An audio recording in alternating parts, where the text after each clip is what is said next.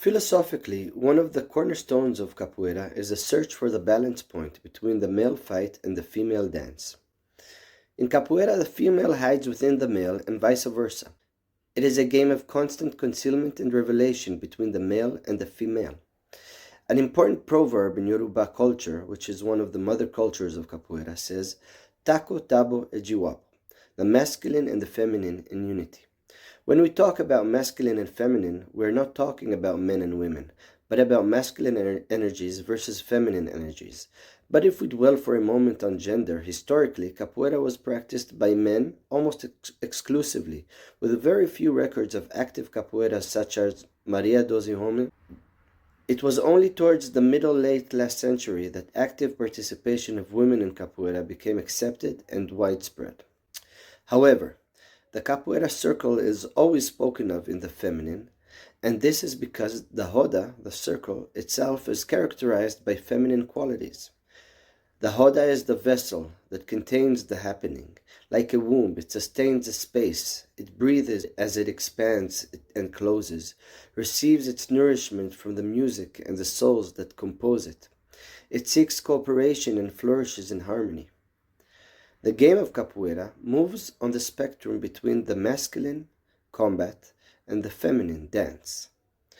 Every movement in capoeira must be a combination of these two elements. On the one hand, pragmatic, with a combat, strategic, assertive meaning, and on the other hand, elegant, with an emphasis on style, grace, and beauty. No movement or occurrence in capoeira must be absolute, that is, purely combative, completely devoid of style, or purely elegant and graceful, lacking a strategic or combat purpose. There is equal emphasis on masculine qualities such as assertiveness, individuality, conquest, and control over others. Feminine qualities and energies such as cooperation, flow, expression, and emotion.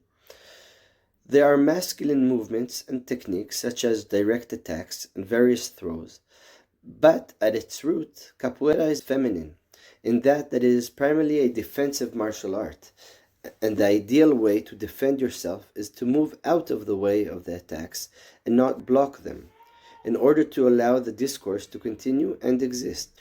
Even the berimbau, the main musical instrument in capoeira, contains in its form the male and the female.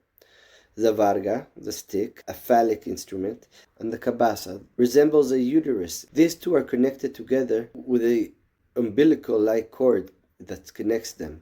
It is not for nothing that the connection between the varga, the stick, and the cabasa is called casamento, the wedding, matchmaking.